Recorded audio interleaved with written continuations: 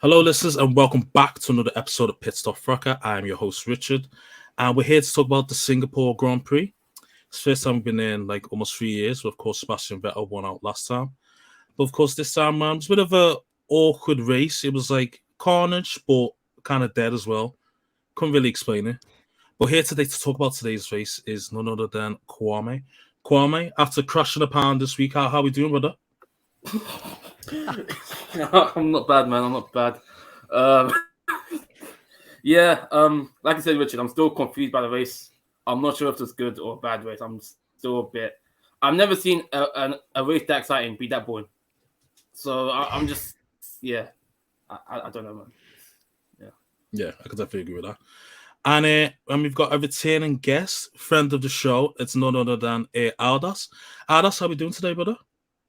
I'm doing great, mate. Good to finally be back. We were saying beforehand, I think the last time was Saudi Arabia at the beginning of this year. So, yeah, good to be back. And to be fair, I agree with Kwame. I don't know how to describe this race. I think I said on Twitter it was like boringly dramatic or something like that. Like there was, especially the first 30 or so laps, there was just nothing happening. Then it all kind of kicked off a little bit, but yeah, it's a weird one to try and describe. And I did put a poll out on Twitter, kind of asking people what they thought. And there was quite a lot of indecisiveness, to be fair. So I don't think anyone knows what this race was, but yeah, it was decent. And actually, to be fair, good to see Singapore back as well. I quite like the track. I like the challenge. It's a good one. So yeah, and it rained as well, which is kind of cool as well. Yeah, definitely agreed. And we'll definitely, before we get on to that little monsoon that we had, let's talk about Quali. Now, in Quali, it was quite an interesting spectacle. Of course, we had in the top three, we had Lewis, Leclerc, and Checo between was it 500ths of a second? What was it? Something like that between them. Yeah. And then we had Max running out of fuel and aborting a bit of his laps. I think he kept slipping and sliding all over the place, sort of thing. And we also had a shock Q2 exit of George Russell. So I'm going to open the floor up to you, Kwame. Is there any takes that you want to discuss about Quali in general? Anything you want to focus on? Or you just want to go straight to the nice and obvious? I'll be quick with Quali. I feel like it was interesting how the top three, how close they were. Between Hamilton, between Perez and Leclerc. There was less than a tenth in between the top three, so it shows how close it was between the teams in general. There wasn't no distinct most races have been through this week. This year, there's usually a team that you say, okay, they're going to dominate this race. They're going to dominate. But I feel like because I've been in Singapore in a while as well, and Singapore is much more of a unique circuit, much more endurance based, much more corners essentially. I feel like it's kind of much more of an even playing field, which is kind of what I got from qualifying essentially before the race. And yeah, like I said, it was Max had issues with his fuel, of all things, fuel load. And yeah, he qualifying the P8, I think that definitely made the race much more exciting. Because if you were just saying, P1, P2, P3, we probably had I don't say Stinkfest, but we probably had a much more boring race than we did today. So I feel like it's kind of good for the neutral that, Max kind of finished lower down in P8. You had, the Mercs, Red Bull, 1, 2, 3, ironically, in that order as well. So yeah, the top three teams battling out. So I guess, qualifying set up and the rain as well, the rain that we saw in qualifying. So I feel like it's set up for today. Okay, cool. And Aldous, I actually want to ask you two questions on this. First question is just in general, what did you think of Quali? And the second one is, whose actual fault it is that Max had to abort his final lap? And what I mean by that is, should Red Bull take into account maybe Max doing extra laps, or is it on Max for maybe aborting his previous laps and then thinking he had enough fuel to basically bring the car home, per se? In terms of Quali, real quick, I mean, I thought, to be fair, because I didn't get a chance to watch it on Saturday, so I actually watched it today, like Sunday morning. But yeah, I thought it was actually quite cool because again, like Singapore in the wet, I mean, we don't see that a lot. And obviously it went from kind of like really wet to the slicks in Q3 as well. And to be fair, what was interesting is that even Leclerc, who obviously got pole position, didn't exactly get a clean lap. I think I remember seeing his onboard and he had like a really big moment and lost quite a few tenths. And then Lewis as well was actually on a pole lap and lost about 4 tenths in the final sector. So everyone was just trying to survive out there. And I think that's kind of cool because, we love to see obviously laps that are just like hooked up and, absolutely the best possible. But it's good to see the drivers a little bit on the back foot. But the main story, let's be honest. I mean, it was quite cool to see Red Bull, Mercedes, Ferrari, kind of that top three. or at least those 3 teams in the mix. But yeah, Max Verstappen had to be the big story. That radio message, by the way, I mean, that was emotion. You could see how much it means to him, and like what's the adrenaline that's going through the car and going through him as well, I should say. Which I find that really cool because it kind of tells you that Max is like, he has not got his foot off the gas. You know, he's got this championship sealed. He could have obviously won it in this race, but he still cares every single qualifying session. Now, in terms of whose fault it was, I think it does go on the team. I mean, obviously it's a bit of both, but because Max must have known that he was going to be quite tight on fuel, and obviously you're doing a bunch of push and like, recharge laps. So it's a little bit on both, but I think from what Max said and from what Christian Horner said, it was a little bit more on the team in terms of like, they really did push it and they didn't want to kind of, I think he could have actually finished that lap and maybe got pole position, but then it would have been the risk of potentially getting sent to the back of the grid. So yeah, they took that short-term pain, and it's a rare mistake by Red Bull. We don't see, this is a team that, Mercedes have won obviously the last 8 constructors titles, but Red Bull are the team that at the moment have been bulletproof, like in terms of like strategy, bouncing back from mistakes. And this is a bit of, this is more Ferrari genes right here. I don't know what was going on there. So rare one, but yeah, again, it gave us a mixed up grid. Max was clearly angry, but yeah, it is what it is. It's all part of racing. But yeah, I think it is a bit more on Red Bull, but again, it gave us a bit of a mixed up start. Yeah, no, 100%. That was definitely out of character move from Red Bull, because as I said, you don't really do too many mistakes, really, truly. It is a bit more of a Ferrari move, but I suppose it's one of those things. Maybe they got overexcited that they could win in Singapore, and then, just a little bit out of here and there, but, it's just so those things, as you said, it's just most racing sometimes. So, okay, let's move on to Sunday, and that is the race. Of course, the race was delayed by an hour because there was a big, massive monsoon, if you will, about an hour before race starts as well. So the FIA decided to delay the race start by an hour, but around about half an hour in, when teams are doing their reconnaissance laps, it looked like they could have maybe got started then.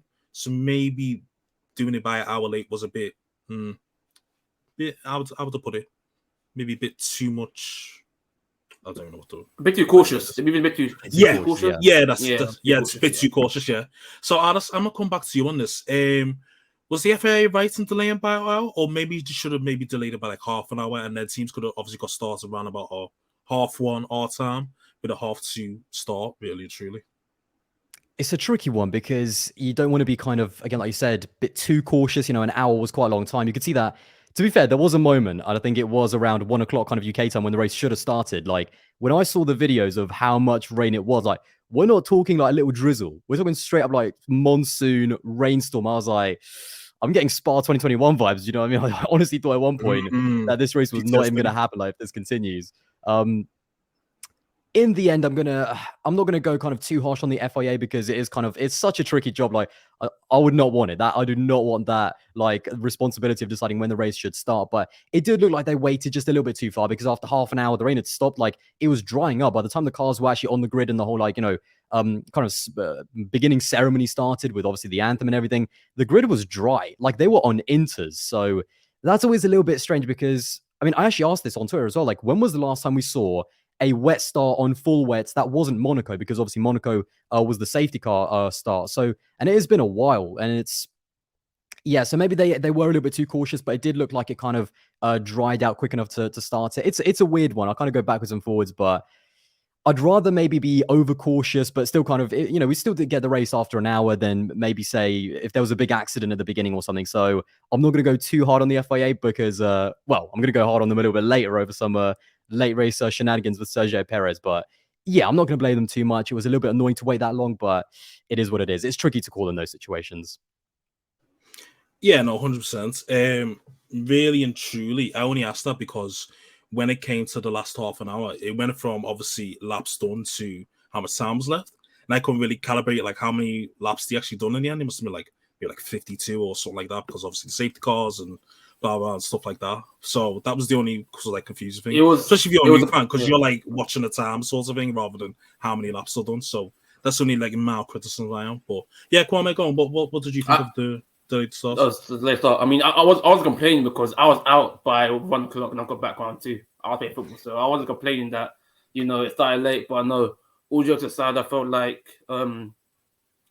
with the FIA, I feel like they're moving very, very cautious of late when it comes to rain starts, because I think they saw the backlash of Belgium.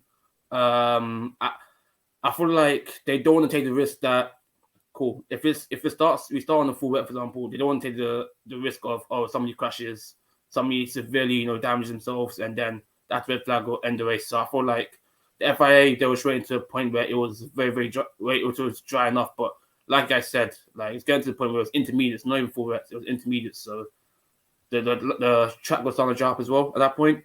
So I don't know. I feel like the FIA can down they don't, because if they started, let's say if it was raining anyways, then there'll be people will still be complaining that why you send them out in the full rain? It's not safe. Yes, you get the old head saying, cool, back in 98 Spa, we was racing out in the full thunderstorm, whatever, or full hurricane, which I hear, but I guess it's different times, and they just want to be safe and sure. And you know what, though? I feel like, back to what Aldas said originally of Singapore, it's good to see like the rain, because it was giving me Malaysia vibes. Because Malaysia used to race there, used to be a lot of similar, climate as well. Forget it's the Southeast Asia, so a lot of monsoon, humid, because Singapore's always humid, just doesn't really rain. So it's good to see that kind of wet, weather in the race, because I feel like that added to the test of the drivers. Like we'll talk about later, but half the grid, haven't been here even as well. Remember last racing in 2019, so yeah, it was good to see the pressure and the test of Singapore that it fulfilled. Yeah, no, as well. It's that obviously seeing a lot of people on Twitter complaining, what's the point of the wet tire if we're not going to use sort of thing? But as you can see, I think it was maybe on a reconnaissance lap or whatever, you see there was still a lot of standing water. So there was a lot of risk of, aquaplaning and whatnot. And, even when I think I've seen Max on wets, he was slipping and sliding over the place. Then he went to Inters, and it's still the same thing was happening. So I think people need to bear in mind is that when it's too wet tires don't make any blind difference. It's not like a road tire or whatnot. So I think that's what people need to bear in mind. But as to why the FIA delayed the race start, of course. But yeah, let's go on to the actual race start as well. So of course we had Checo with a fantastic start. Max bogged down. Charles didn't really have that much of a good start. And Sebastian Vettel made up 5 places as well, which I thought was, I seen a little onboard that was really, really good, to be fair. Aldas, I'm going to come to you on this. What did you think of the race start then?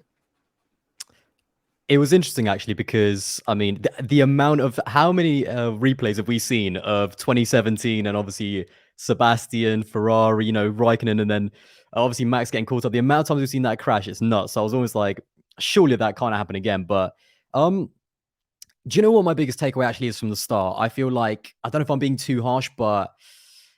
I know that Leclerc started obviously on the racing line, and whilst that's great in dry conditions because that's where the rubber is, when it's wet, that racing line actually becomes a little bit more slippy. So, I get that point, but did Leclerc kind of bottle it a little bit? Because that was where the race, if we're being honest, that was where it was won by Sergio Perez. They got a very similar launch, actually. I think I saw on the replay, but it was that second phase when they then started, actually driving off, where Sergio Perez, were they even side by side? I think Sergio was almost clearly ahead going into the first corner, and I feel like that was where the race was lost by Charles. If he just leaves that corner in P1, obviously we don't know how the race is going to go. Maybe he bins it, maybe he doesn't, but he could have held it off for another win. It didn't look like there was too much overtaking opportunity for the race win, even though they did get close later on in the race. But yeah, it just kind of makes me think, it wasn't Max that was next to Charles. It was Sergio Perez. Now, if Max gets a better start and wins the race, the narrative is, well, it's Max Verstappen. He's on a run. The Red Bull is a great car. Everything's just in the zone for Max. But because it was Sergio Perez and Max was miles back, this was a big opportunity for Charles to finally break that horrible run. I mean, when was the last time he even won? I think Austria, wasn't it? And yeah, I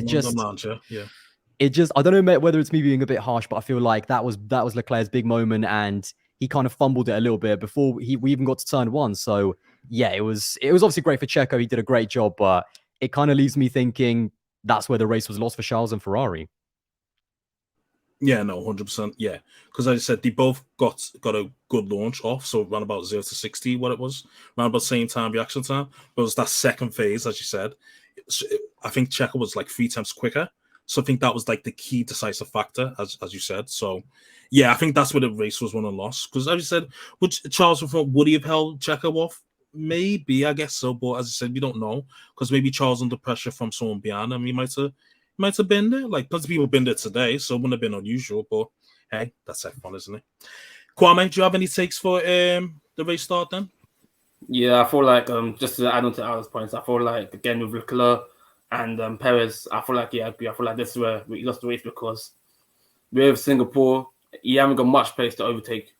So a lot of tight corners. We're on a street circuit, a proper street circuit here. So as you saw today, a lot of drivers are struggling to get up the grid. We saw Leclerc struggling to get past Perez late on the race, even though he was faster than Perez at one point. You saw Lewis and Max struggling with their own recovery drives as well. So I feel like, that's definitely lost it because after that, Perez kind of just coasted off for a bit. I feel like the start as well for, again, Lewis and Max, again, that's where, their race kind of dropped off. I think Max all down to like P12. I know he covered to like P9 by the end of like that lap, but again, he dropped off. Then Lewis obviously locked up, and then he went off riding, and Perez Sainz took the position off him as well. So I feel like for them two as well, that's where their race, because they always had further mistakes later on the race as well, which we'll talk about, I think. But I feel like for them two, that's where their race kind of started to, go down as well. And also the start as well, you can see, there wasn't much collisions, but a lot of the cars were still kind of, closed up as well. No one got away as well, I feel like either. So I feel like, again, that kind of foretell the race in the fact how everyone's kind of tight, not much overtaking, no certain from the kind of example, first corner, boom, overtakes or crashes, whatever. Wasn't the case here in Singapore, but yeah, other than that, not much really happened, to be honest. What do we actually make of the Hamilton Sainz kind of coming together? Obviously, going into turn one, they looked like they were quite close. What did you guys make of that? I think Sainz might have pushed them up, to be fair, because I'm pretty sure Lewis might have been ahead just before the turn. And he had to take a base of action and go off, to be fair. So, and he said no investigation necessary, or he didn't investigate, so he said no further action, didn't he? So I thought that was a bit maybe it's lap one tax. That's literally a lap one, off late. They've been given literally anything about lap one risk incident. So I'm not gonna look into the FIA with that situation. But yeah, if I had to put on drive, probably race incident again, first lap, you're gonna try and overtake from position. You're gonna be quite close anyways because you haven't gone away from the rest of the cars because of the first lap, of course. But I feel like if I had to put on someone, I'll say Sainz because, like I said, Lewis was ahead of Sainz. Sainz did kind of push Lewis, but again, because it's first lap, cars are gonna be closer than usual anyway. So I'm not gonna like side-eye Sainz for that situation there. Yeah, because I think it was interesting. The rule is obviously we're still kind of trying to figure out this year in terms of like side-by-side racing. There was some talk, in Silverstone and Austria, and I think the thing that we've heard is that it's now literally whoever has their front wing ahead, and when at the point that they touch, Lewis is actually ahead. His front wing is ahead of Sainz in terms of the corner. So yeah, I think it was one of those lap one kind of things. But I understand why Lewis would be frustrated. He got the run on, but he got the run on Sainz. But yeah, it was one of those where I thought, I'd be annoyed if I was Lewis, and obviously he wasn't very happy with that. But yeah, it's one of those pinch points, isn't it? That turn one, it's a really tight corner in the wet. You don't know. You want to give someone a bit more space because in the wet, you just, it's so easy to lock up and go wide. I mean, I think I saw on Max's on board, he just cut the corner straight up. He was just like, nah, I'm not going to get into that shenanigans. I'll just cut the corner and kind of not gain too much. So I am out of here. But yeah, it was a little, coming together. But I think, racing incident in the end. But at the same time, I think Sainz kind of almost got away with it. But yeah, there's definitely some lap one racing incident attacks on that for sure. Yeah, 100%. Because I think maybe if it was dry, maybe there would have been maybe further action on that. Who knows? But hey, just the FIA. You can't second guess them, can you? So yeah, let's move on to the man of the moment, and that is Sergio Perez. Of course, we know that he's officially kept the win. I think he did kind of like leak it, if you will. Say, oh yeah, I went to Stewart's room, and he just said no further action. Got a 5-second penalty, 2 points on his license, and a further reprimand for 3 infringements for free safety car. Yeah. But I think not to be conspiracy theory man and whatnot, but I think if Leclerc wasn't how would he put it, had body degradation, what I think what Ted was saying that Leclerc was suffering from, rather than tire degradation. If Leclerc was in 5 seconds, would Checo have got a 5-second time penalty? I'm going to say no. I think it made the steward's life easier that Leclerc dropped back because he was tired. What the fuck that means? I know it's Singapore, I know it's endurance, but come on. Even Latifi managed to get through it, and you don't need to go through that. Then again, he's enough. So what am I trying to say? Yeah, I was going to say, what are you on about? Yeah, bro. Yeah, he did. I Someone put on I Twitter. completely forgot he did enough. the safety. Someone put on Twitter apparently that the safety car driver did more laps than Latifi, which is very on brand, I must say. Boy. Burn Mylander Lord getting the mileage, you know what I'm saying? Hey, listen, he got his money worth today. I'm telling you, trust me. But yeah, he got. Yeah, I was to say, yeah. So if Leclerc didn't drop back and was winning 5 seconds, he probably wouldn't have got a 5-second time penalty, maybe, because I don't think they really want to change the results after the race, you know, because of last season. I don't need to go into it, that sort of thing. So they want to keep that consistency per se. So I think the FA's, but the steward's life was made a bit easier that Leclerc dropped back and was about 7.5 seconds behind. But anyways, let's move on to his actual performance. And Kwame, I'm gonna come to you on this one. What did you think of Checo's performance overall then?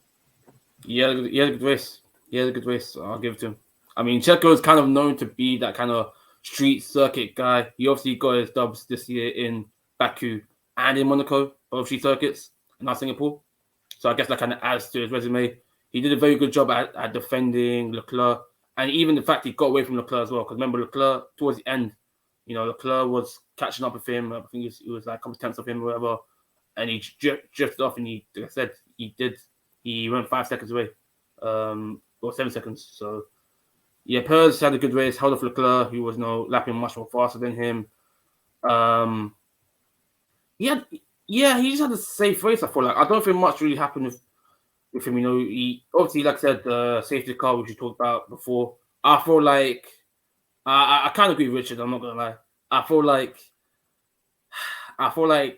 the FIA, they should have given the reprimand there and then, not after the race, in my opinion. Because if you're doing it after the race, after the fact, then I see why they try to do it after the race, because they want to, okay, cool, let the guys race, we'll sort it out afterwards. But I felt like because, okay, cool, he was, back off the safety car, the gap wasn't the right gap, whatever. I feel like the 5-second penalty is fair. Like I said, 3 infringements, reprimand as well on top of that. I've seen people calling out and say you should have 10 seconds, whatever, which I think is pretty, it's a bit harsh. But yeah, I feel like Perez did a good race, long story short. Don't think he did anything wrong personally today either. So, yeah. I'll say, actually, from my side, after the race, I didn't realize that it was actually multiple incidents of Perez like messing about under the safety car. I thought it was just the one. I knew that there was definitely one. And so I thought, okay, maybe 5 seconds, it is what it is. Like, that would be fair. You'd still get to keep it and it would kind of be fair. But it was 3 different incidents I found out. And the way it worked is that for the first one, way earlier in the race, that's where he got just like a reprimand. Then in the second one, he got a warning that if he do it again, then he get a penalty. And so then he did it for a third time. And that's what he got the 5 second for. Now, there's also some, like, the FIA documents have actually been released, and like there's some really like inconspicuous decision making by them in terms of, like, one of the lines, I think it was Jessa McFadden that actually retweeted it, where they said that we don't take weather into account, and then like two paragraphs down, they also say in the decision that the weather, it was actually an excuse and we did take it into account. So that's totally contradictory. And it's like, what does that mean? Like, listen, I'm not someone that wants to take the win away from Checo, but if he did do it 3 times, that's such a strange kind of, like, to only get 5 seconds for that. I know there's a bit of precedent. I think Sebastian got a reprimand in Canada, but he only did it once. So it's a really horrible situation. And I actually think that, again, I don't want to take the win away from Checo. I'm not sure if I would have even wanted to see it, but it does seem like 5 seconds is massively lenient if he did do it multiple times. I get that, Jonathan Wheatley went in and, gave all of the excuses in the book. You know what I mean? Like, he's that guy, I don't know if he's a lawyer or not, but he clearly does his job well. And I just felt he talks to the FIA, he sorts them out. He gets that bag from Red Bull, so he saw it, I'm sure. But I actually think it should have been more. And as controversial as it is, I do think that potentially the win should have been taken away. Not because, like, he didn't deserve it, but yeah, it feels like he's very lenient. And to me, it's like, it's very borderline. In terms of, like, doing it after the race, for sure, I kind of, like, it doesn't feel great in the moment. I mean, again, we did not know when the decision was going to be made. And we're like, we're watching the race and we don't even know when the guy crosses the line, if he's actually the winner or not. So that doesn't look great. And obviously you're watching him celebrate and you're like, yeah, but he might not be the winner. So this is a bit I found that very odd. I found that very odd how I was seeing, he was celebrating, the team was celebrating, even if I F1 official social media pages, they were saying Perez is winner, even though during the race they said okay, we'll investigate after the race. So we all kind of knew in the back of our head that Perez could get his win taken off him. Yeah, everyone was still kind of celebrating. So I felt like a lot of people kind of again get the side eyes thinking, they're gonna give him literally gave him a slap on the wrist because they have to look like they're doing something. Because if they don't look like they're doing something, then people are gonna call them out. So, I mean, Twitter will call them out either way. So that's very true. Of course. Yeah, that's facts. Not to be conspiracy theory man again, but do you think if Leclerc was less of a bozo and had an extra 100 points, that they might have gave him the win? To keep up with the drama. Can I just say, Richard has now said twice, I'm not into conspiracy. I don't want to be that conspiracy guy. And he's just throwing out Ferrari international assistance. Like, is the FIA going to give like a little bit of tax to Leclerc if he's like doing better? I mean, I don't know, but it seems lenient. You know what I mean? Like, maybe if this was like the second to last race and, potentially they could go into the final race level on points, like give Leclerc that place. That was a joke, by the way. Can I just say that was a joke? Disclaimer. So you guys find it, that was Aldas' opinion and Aldas' opinions only. Disclaimer in the description below. No, but yeah, it's no fair play to Checo. I was going to ask you as well, Aldas, do you think that's Checo's best win of his career? Undoubtedly, yeah. I feel like it's interesting. I mean, again, the Monaco one, it's good because it was Monaco, but it's more of a Ferrari fumble, let's be honest. And, a certain Monegasque probably should have won it around his streets and kind of got a little bit done by his team. I don't know. I forget how Carlos Sainz even finished in front of him, but I think going back to Sack here as well, I think that's the only one really that kind of goes with this, because I think 2021 in Baku, and he's a bit of a street expert around the street circuits, but Baku, obviously, there was the Max, crashing out tax, that would have been his win, and Lewis kind of bottling it a little bit tax as well. But I think it's been between this one and Sakir. I think the reason why Sakir was such a big one is because the guy was out of the sport. That was the race where at the end of lap one, he was last. And that win kind of almost solidified, his place on the grid and at Red Bull as well. So, yeah, that was a big win. But in terms of the performance, this was the best one for sure. He got it done at the beginning against Leclerc. He held off Leclerc. Never really, I think, made a few mistakes, a few little lockups there and there. But other than that, he was bulletproof pretty much the entire time. So for sure, this is, I think, his best ever race win.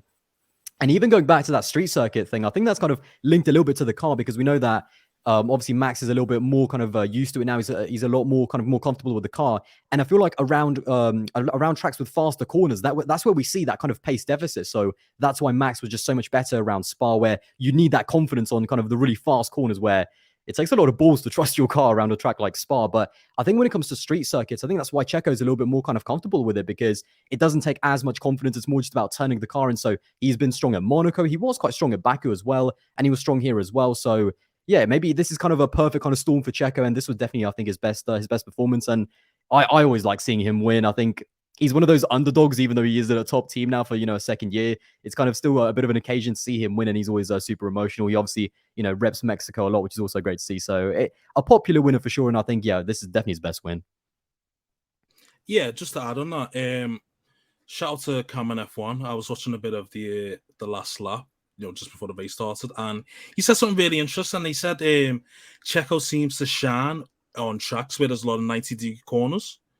And then when I thought about it, I thought, okay, that does kind of make sense. As you said, as you mentioned, obviously Singapore, Baku, Monaco, they've got a few 92 corners, and he just seemed to shine in those sorts of scenarios. So it was kind of interesting take, and obviously he got the win in it, and he wasn't really under pressure. He was a bit, but he was gapping Leclerc quite a bit every now and again, keeping him at least over 1 second, sometimes under, but there wasn't no like sudden lunges off Leclerc where he was under like heavy pressure, if you know what I mean. So no, I think this is probably his best win, to be fair. So yeah, cool. Let's move on to his teammates, and that is none other than Max Verstappen.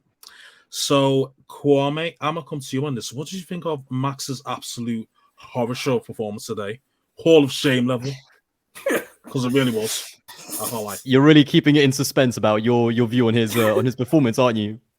No, listen. He's usually dead consistent, but today he was horrendous. Oh my lord! I don't even think Max can even defend it. So people can't say I'm on an agenda, because I actually don't have an agenda on him. So yes, doesn't. This guy's got got Max Pop as well. So to anyone, going to Richard, no, listen, that was not a good race. It was a howler. It was a stingfest. And it's surprising for Max because Max has had a very good year this year, very consistent, coming off back-to-back wins as well. People were saying, he's going to match, beat the vet record of, 9 wins, back-to-back in 2011 or whatever. It wasn't to be for Max today. Like I said at the beginning, he locked up straight away. Worked on off ride. Tried to overtake, Leclerc, locked up. A lot of lockups. I don't know if that's because, him starting, at P8, he felt like he had to capitalize. He had to, make up for, his positions he was in. The lockup,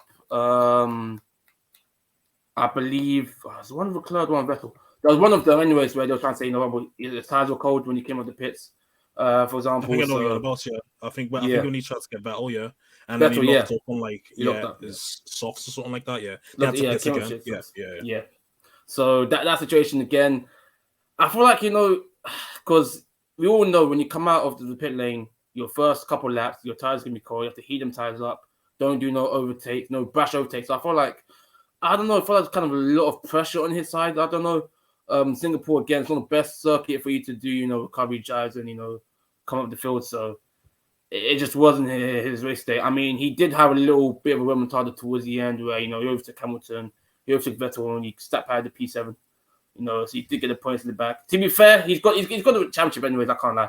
So it doesn't make much of a difference. Just, puts it back now to a couple of, races down the air, whatever. But it was a very meaty race for Max. Let me put it like that.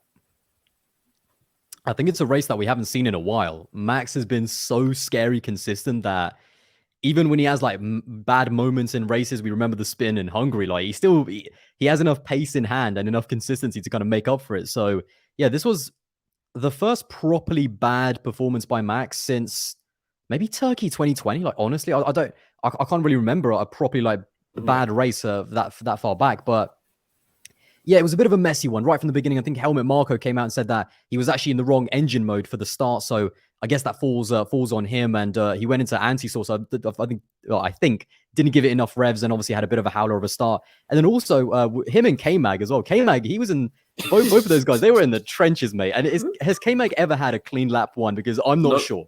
I haven't seen it. K-Mag does not care. K-Mag just fights all he can do in lap one. K-Mag's always been like this before. Before he came back this year, he's always been that guy who just gets in scraps. That's how K-Mag drive. Very aggressive driver, which nothing wrong with, but yeah, very close to closing that Max. And I think, after that, his pace, he clearly had a hell of a lot of pace, but he got stuck in the train a little bit. He managed to overtake, I think, some of the midfield guys, but he came up against Alonso, and then that was game over. I mean, you're not getting past Fernando easily. We know that. So yeah, it was. I think that's where his race kind of stalled a little bit, and then obviously the big moment was up against Norris, and it was weird. I think that was right after the safety car, right after a virtual safety car. I actually forget now because there was so many, but he went for a really quick, went for a really quick move right at the beginning to catch Norris out, and I think it's because he knew that if he didn't get the move done there, I don't think he would have got past Norris because it was so difficult to overtake. I mean, not only was the McLaren in kind of a decent zone, but it's so difficult to overtake offline as obviously, Lewis showed later. So I think he went for it out of a little bit of desperation. And, we're not used to Max making kind of desperate moves this year. He's been super calculated, especially on lap one, because he knows that he's got the car and the pace in hand to get it done over the course of a race. So a rare kind of howler of a race from Max. That one really big mistake up against Norris kind of, finished it completely. Massive lockup. I think he came in straight away. So yeah, not great. But even then he managed to bounce back. And I mean, where did he finish? 7th in the end? It was crazy. Yeah. So yeah, it was still a decent kind of, he still finished ahead of where he started or something like that. So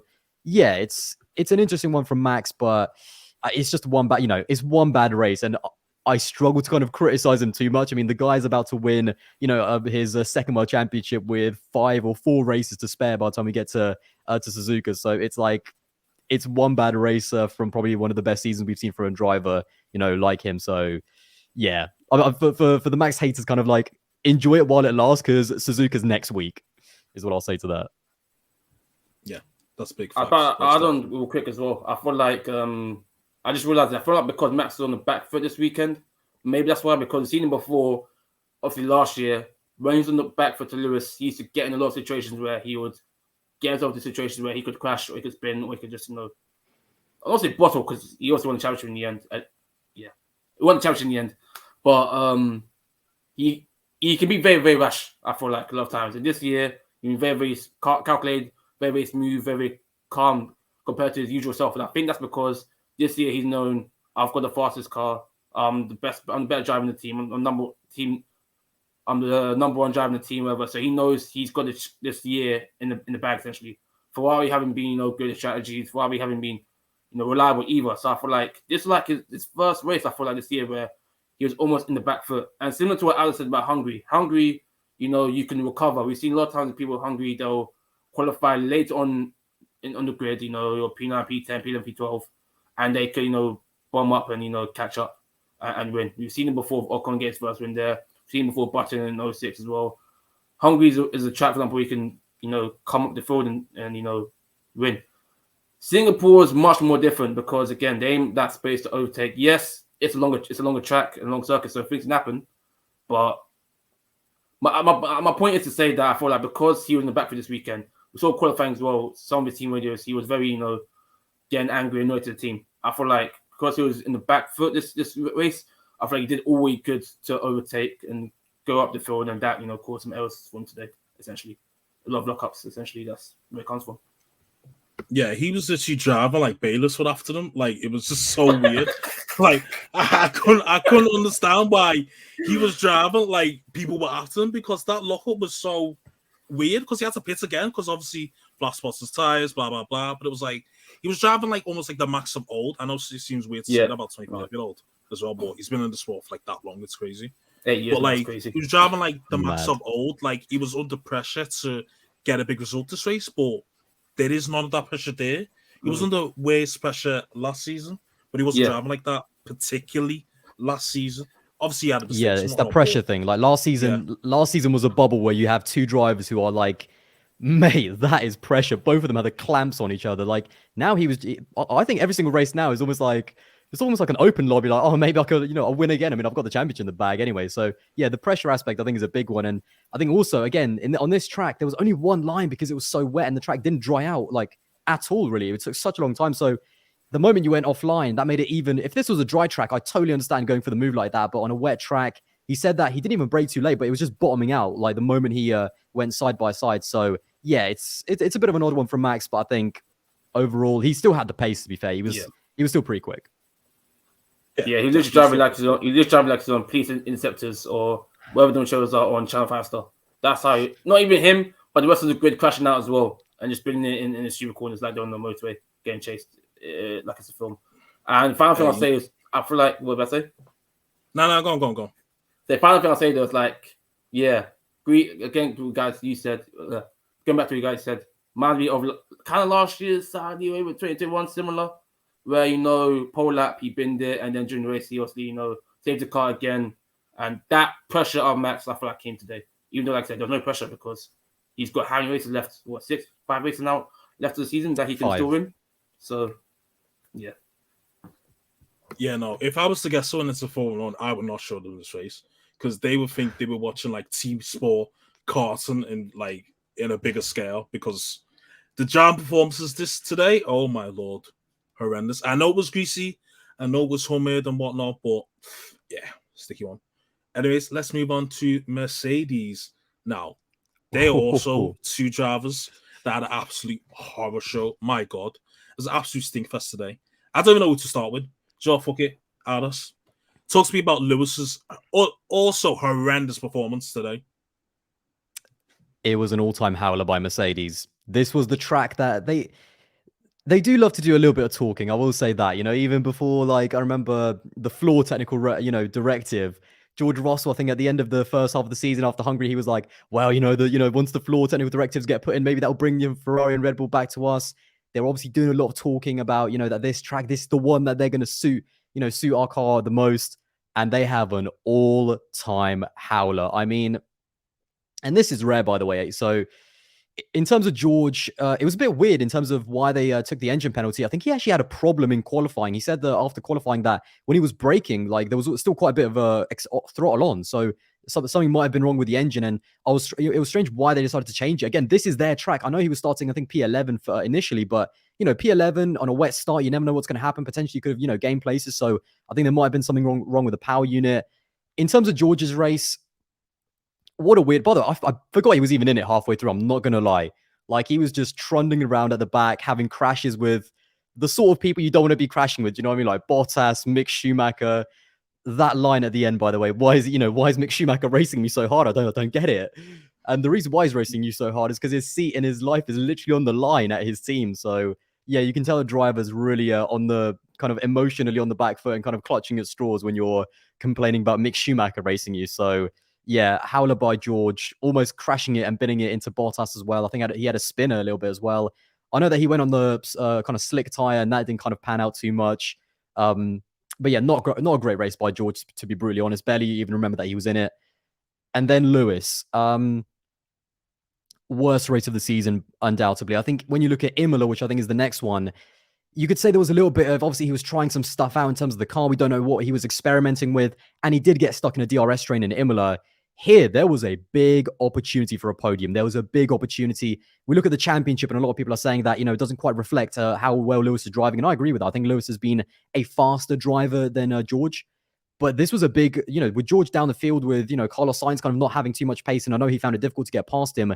This was a big opportunity to potentially get some big points. And I think the really big kind of opportunity would have been during that pit stop. He was right up against Sainz. So maybe Sainz pits, maybe Lewis stays out an extra lap and jumps him. That's where he could have got that podium. But to make that mistake and crash, first of all, what is his front wing made of? Like, Jesus Christ.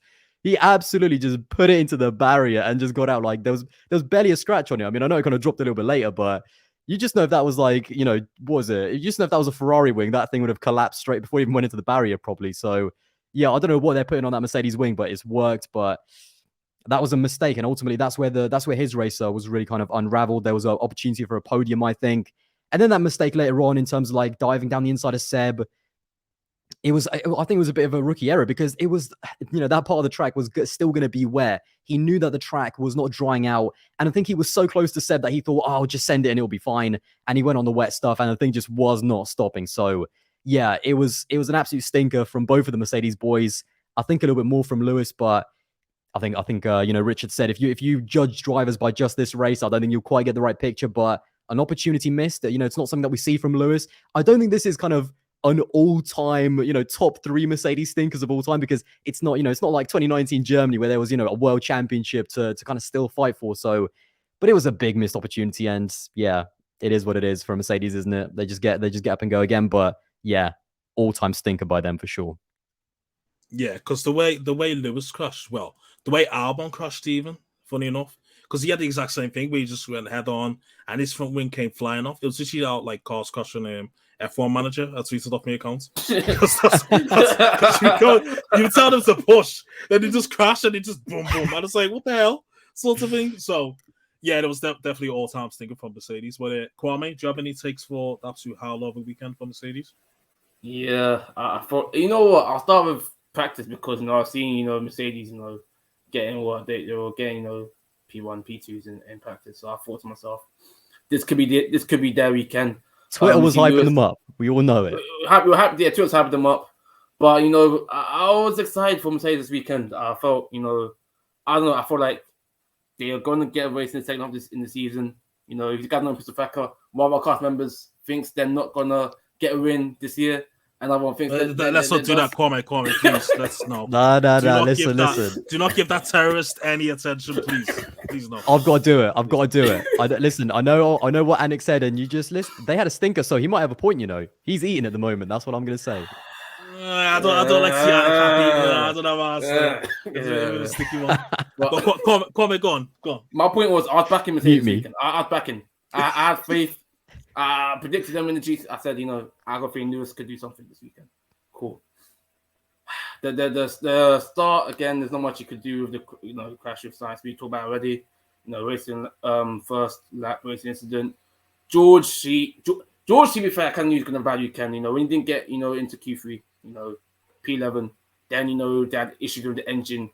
I've all places Singapore as well, because if you man change the engine, Monza will be the perfect circuit because it's high on the engine compared to Singapore, where it's much more downforce there anyways. So that's neither here or there. George, again, like I said, he was crashing with Mick of all people. Well, why are you crashing into Mick for? You don't need to do this. This again reminds me of Max Hungary when he was having again with Mick. But why are you in the top 3 car in Mercedes, Ferrari, Red Bull? Why are you having battle with a Haas of all teams? Bottas included as well. Again, after my midfield team, there's no need for this. So I kind of knew with George, his race was kind of there. They did try luck with the slicks, which unluckily for him, they won the slicks a bit too early for George. But at the same time, with the slicks, they kind of knew that at the end of his first one, he was starting to get faster. So that kind of changed the race, and you see everyone started putting their mediums on. So took a gamble, didn't work. Doing a gamble when you're that far down, no issue. So take a risk. But yeah, with Lewis again, locking up with Seb, no need for that again. I feel like he could have just held the position. A better overtaking opportunity came, but I feel like again he sent it. He probably knew it's coming towards the end of the race. Yeah, it just wasn't a good race for Mercedes. I mean, you could say cool, Lewis was stuck, DRS behind with Vettel, and Vettel had a good job defending Lewis, position of the car. He wasn't, making really unforced errors like that. But you and Mercedes, you're in the fastest car in the Aston Martin, so that excuse doesn't really buy. So, because he could have done the recovery up to P6, because he was on for podium. He was on for P3 at least, but go P8 in the end. So take the points. P9 at the end for Lewis. Yeah. So yeah. Can we talk about why George loves beef and Bottas so much? Like, you won, bro. You got the Mercedes seats. Like, I don't understand why there's still constant beef. Like, I don't get it. Because he always just seems to happen to be by Bottas and thought, I'm just gonna class in some sort of thing. It's a bit, I don't know. But, mate, when you get his seat, you don't just, you got to flex it. You got to show I'm in the Mercedes now, mate. Now, you don't really do it by crashing into them, to be honest, because that is not exactly a great look. It's such a weird, honestly, whenever like George gets, I feel like there is something between him and Valtteri. Like, even if he doesn't mean it, it's just whenever those two are together, it is just carnage. It's just like, oh, here we go, another incident, and it's another, it's George's fault again. But listen, again, George has been consistent all season. I don't want to, I don't want to go on my boy too much. He's been having a good season. He's been consistent. I think he's still 4th in the championship, so no problem there. With George, it's similar to Max. I think it's similar to Max again, because again, George has been very consistent this year. He's been constantly in the points, constantly getting P4, P5, thereabouts. So again, like as I said, and like Richard said, we shouldn't be judging. Again, we shouldn't be judging George just off this race, but. Yeah, and I will also actually say a tiny thing about the Mercedes. I think they actually, even though this was their track, I don't think they would have wanted it in the rain, because that car has been struggling with tire warm-up. It's quite good in terms of like going long on its tires, which is something that we've seen all season, but they struggle with tire warm-up, and in the wet, especially on the inters, it's not necessarily how much tread you have, because we've seen in the past, again, Turkey 2020, I think it was, when even when they put the brand new inters on, even though it had more tread depth and more life, they couldn't get enough heat into the tires. And I think that's something that went against Mercedes. So maybe you can kind of say that's why they didn't quite have enough pace. So, it would have been interesting to see what Lewis could have done if it was dry. But again, that podium, when he was right up against Sainz, if he stayed there until that switch from wets to slicks, or from inters to slicks, you never know. He could have snatched it from Ferrari. So yeah, that was the big kind of fumble there. And yeah, it is what it is, really. Yeah, you definitely could have snatched it from Sainz, because, well, we're going to speak on this. We'll talk about Sainz. Let's talk about Sainz right now, actually. Let's talk about it right now, because, oh my Lord, he had an absolute, I know everyone had a howler say, but oh my Lord, he probably had the sneakiest howler, I want to say, because he kept, after about every safety car period, he'd be right by Shaw, and then he'd be dropped back. Every lap would be another second. And then you see like a 20-second gap, and you're just thinking, but how? Like, what is going on? And it kept happening constantly. But yeah, Aldas, let's speak on Carlos Sainz, because oh my Lord, he's. Do you know what? Today's made me realize he's not that guy. Today's made me realize it. Before, I'd be like, nah, he's decent, blah blah blah. He's actually not that guy. I can't lie to you, because I'm thinking to myself, I was convinced there must be a problem, or there must be some sort of issue that we're just not. I was just waiting for like Vettel Leclerc to see, oh, Sainz had a hydraulic issue or something. I'm not here to pick weird unless I'm in the dark. So he had an absolute stinker. Aldas, talk to me about this absolute howler from Carlos Sainz Jr. I will just quickly get it out of the way. He did not make any mistakes. So, that's a big portion. So I'm not going to say he had as big of a howler as, say, Lewis and Max, because ultimately, he didn't make any mistakes and he ended up on the podium because he was there. He took advantage when everything fell apart. So, I'm not going to say he had a worse weekend than them, but it was just the pace. Like, at least Lewis, he had a bit of magic in qualifying. Max clearly had the pace in the race. His pace was shocking. Like, I don't know what he must have been driving the Haas, but it was just painted red. I don't know what he was driving because it was shocking. Like, after one lap, he was already 2 seconds behind Leclerc.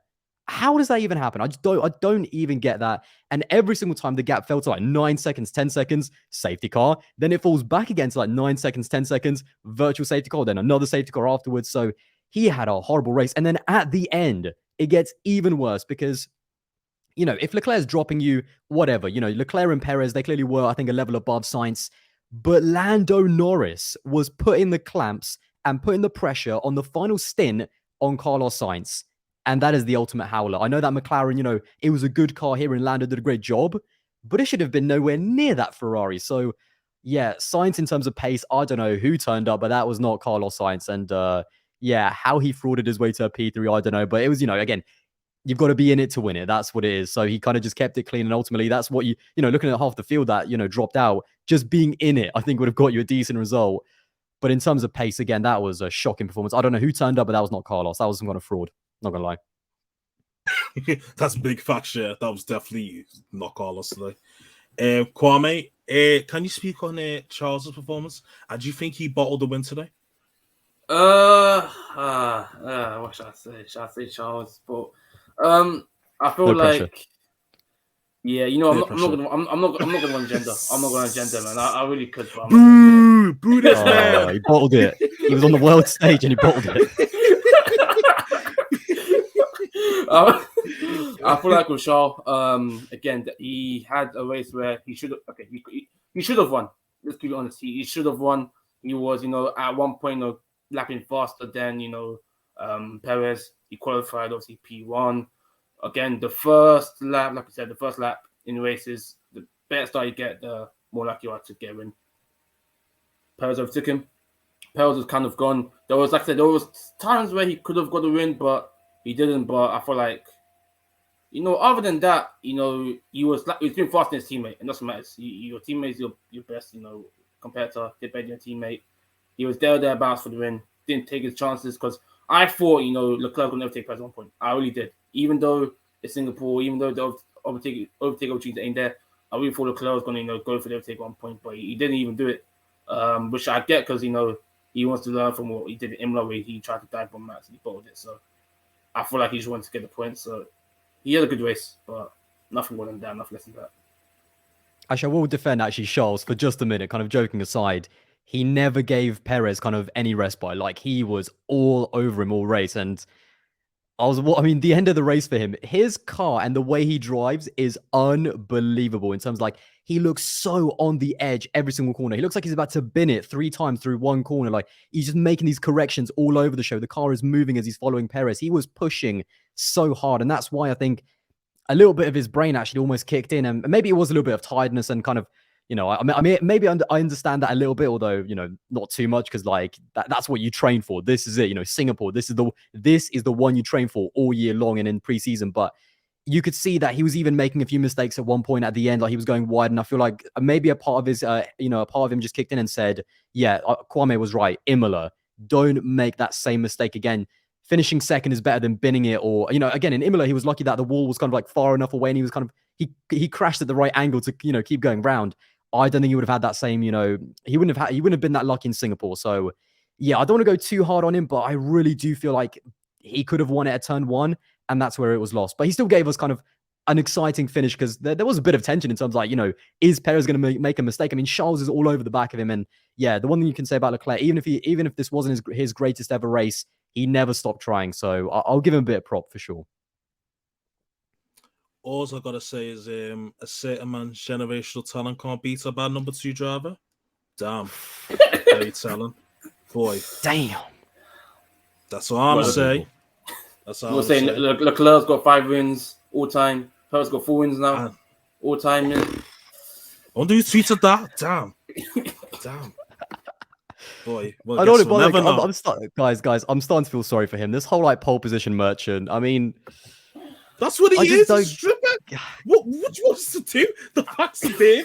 This is factual information. There's no need to. Yeah, but you can't tell me he's Valtteri Bottas because Valtteri's also a pole merchant. Like he has qualified well loads of times, but his win to pole ratio is out of whack.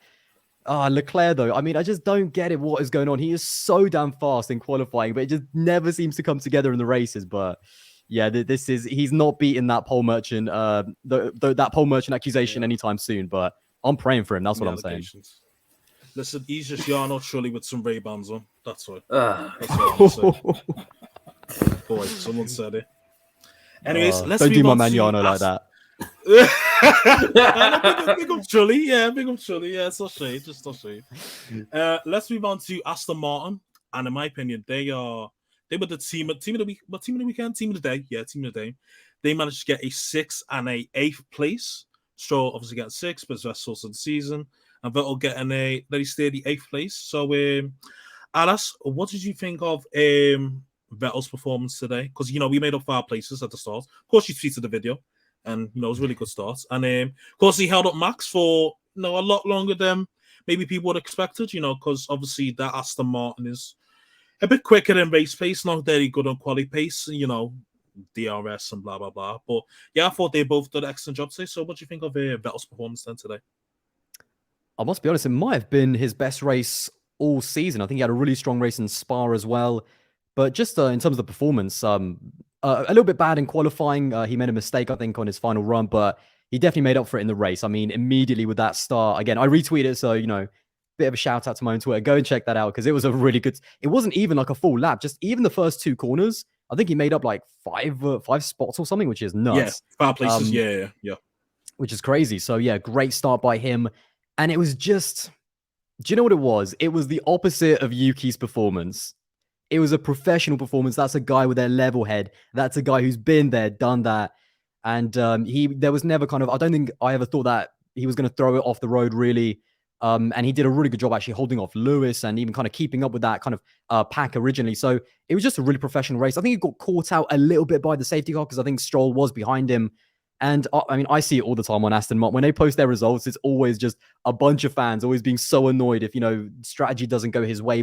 And I understand that frustration. But for the team, this was a great result. Yes, maybe I don't think Lance had a better performance than, Seb. No, there's definitely not. But this was a great race by both of the Aston Martins. Both of them are good in the wet. Like, Seb is a really good wet weather driver. And even Lance, don't get me wrong, Lance is deficient in loads of different things when it comes to racing and driving and ability and speed and pretty much everything. But he is a good wet weather driver. He can, do it in the wet. And we saw what, that driver lineup kind of do what they do best in this race. And they've now jumped ahead of, I think it's Haas in the Constructors' Championship. Yes. I might have to check they're that. Now 7th. Haas. Yeah, they are. Yeah, but Haas and AlphaTauri as well. So made big leaps as well. Exactly. So this was a big result for the team. It was a great performance by both drivers, and it was good to see Seb kind of, I think probably have his best race of the year. And again, that start was amazing. Like, he makes it look as if everyone doesn't know what they're doing, and he has way more grip than everyone else. So yeah, I think probably his best race of the season. Yeah, 100%. Kwame, do you have any takes for Mr. Shlovich's performance today? Oh, Stroll, yeah, good race. This is his best race of the year. P6. Stroll hasn't had the best race. We've critiqued him before in this pod. I feel like with Stroll, similar to what Aldas said with Vettel, Stroll, he's known to be very good, in the wet. Obviously he's got his first and only pole in Turkey in the wet as well. So, he either capable wet weather driver. There are other stuff in his game, him being rash, him not checking his mirrors, him doing lunge bombs, you can question. But at the end of the day, they were very steady in their performance, and they, were sturdy, as the kid's saying. He did his job, and he got the points and brought the car home. Like other drivers on the grid, he'd been there and crashed it. He did his thing. Vettel again had a very good start. 5 places, and Vettel. I feel like Vettel was experienced. Like, to show him as well, because other drivers, again, some of the drivers in the grid haven't been in Singapore before. Vettel the season, veteran in Singapore. He's won it before. Red Bull days, remember, 2011, 2012, 2013, he won there as well with Red Bull. So he's even before he won it as well, 2015. So he's a Singaporean expert, So he did his thing today as well. I don't think even his P8, I feel like he deserved better than that, in my opinion. He had better race than Shaw for sure. So. Yeah, definitely, 100%. Yeah, as I said, I can't fault them. I think Dan follows might crack. They're cooking something up. Do you know what I mean? So I sure hope so. I'm quite happy with that. And I'll tell you about it. I mean, they spent a lot of money. They spent a lot of money, and they better be cooking something. But did they spend too much money when it comes to the budget cap? I mean, that's that.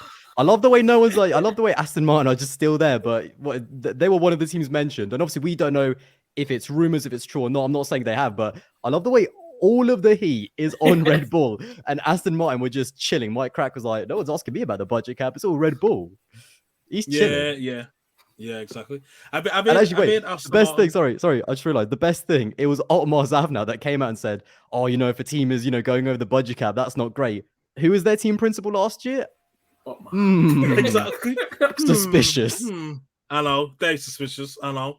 It's a bit odd for them to say that. Like, I mean, it's not really surprised that he said that because he wasn't really in touch with the Piastri contract situation. Apparently he's confronting man and simulator saying, "Oh yeah, you signed for next year," and next thing you know, goes to arbitration and they lose. So, don't know if you can really trust Otmar's word per se. To be fair, but great race for Aston Martin, and I think hot take. I think they're going to consolidate 7th in the constructors because I really think Haas and AlphaTauri have went backwards for quite some time now, to be fair. So I don't know if it's because lack of maybe upgrades or bad upgrades. I think AlphaTauri is upgrades. Haas is definitely the same upgrades because again, these teams haven't got the funds or facilities compared to like Aston Martin, who can spend the bag and upgrade the car. So. Yeah, no, most definitely. Anyways, let's move on to the most confusing parts of the race, and that was DNFs and safety cars. There was a bunch of them. 6 cars managed to DNF, but didn't really spice up the race too much. But Aldas, I'm gonna come to you on this because I'm trying to bring up who actually DNF'd. So Guan Yu Zhou, he got bumper clotted by Latifi, no shock there. Latifi had to retire as well because Williams just couldn't be asked. You can just tell. They put the front wing on and just said, "You know what? Nah, forget it." Of course, Alonso had an engine issue. Ocon also had the same thing. Yeah, shock, I know. Albon, he bumper clotted the wall like F1 manager, and then Snowder, he'd also done the same thing. So there was a lot of, people not really in their Jensen button bag, trying to get the most of the mixed conditions, if you will. So Aldas, do you have any takes from, all the DNFs or any conspiracies or, anything to do with the safety cars as well? Because I think when Albon crashed, there was a green flag, but there was marshals on track, which was a bit. I don't know if that was a tape delay, maybe. So that was I think it was a little bit of a tape delay, but it's a bit of a weird thing to show on the live feed anyway. Like, even if it was a tape delay, why would you want that out there anyway? So it's not a good look. I was legit worried. Like, when I saw, obviously, I thought the wing was actually stuck. Like, they were trying to lodge it out. Low-key, Albon had a bit of a howler as well. Obviously, I know that he did a good job even coming back after, everything he's been through for the last 2 weeks. But he had a stinker of a race as well. He said that something was wrong with the brakes. Like, he just had absolutely no confidence. I think spun a couple of times and then binned it as well. It was one of those. It was the opposite of Yuki's crash. It was a slow one where it looks like it's such a bad mistake, and it kind of is a bit of a clumsy error.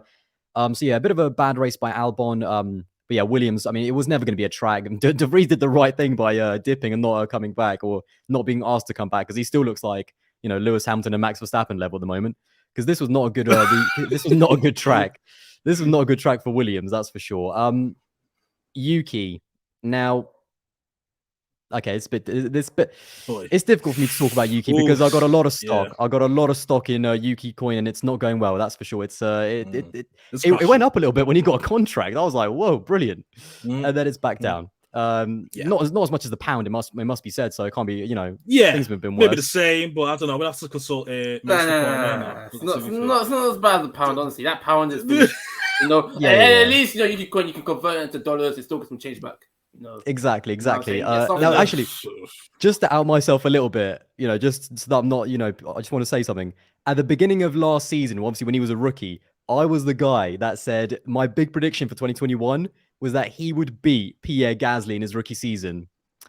So yeah, I've had stocks that they haven't gone up, that's for sure. But that was a really bad mistake by Yuki. I mean, the way he binned it into the barrier, my guy was going. Did he even brake? Like, it was crazy. He didn't. Unlike Albon, he didn't have like a slow accident. He just got on the slick tires. You obviously are going to have to brake a lot earlier. But the guy went in so fast into the barrier, and you can see obviously. I think there was some tears. I'm not going to lie on the side of the track. I think he knew that he made a massive mistake. So. Listen, even Tomo tweeted this. Obviously, he's been saying that Yuki is a rough diamond, but bro, this diamond's not getting any smoother anytime soon. I mean, a whack into the barrier like that is not going to help. So, yeah, I'm still not eating in terms of my stocks. I'm still waiting. I'm still hopeful because I know Yuki has potential, but at what point is that potential going to turn?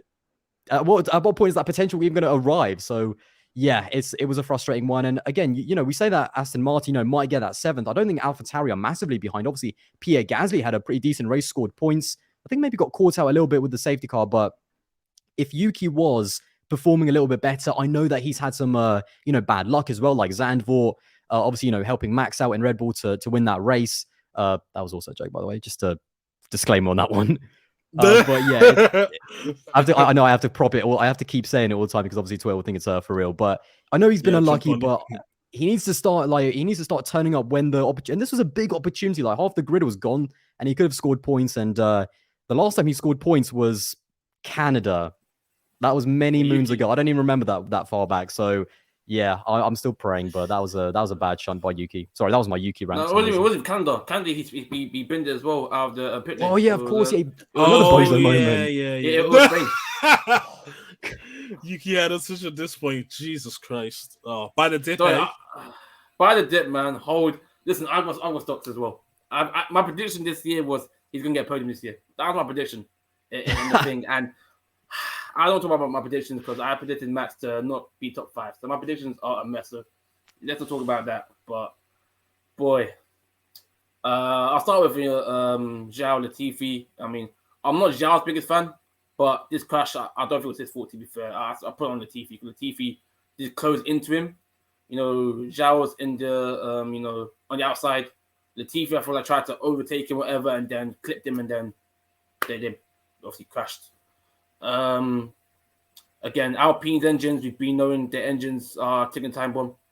They've obviously this year they thought let's max out the engines to get a maximum performance, and again it just didn't work out for them this race.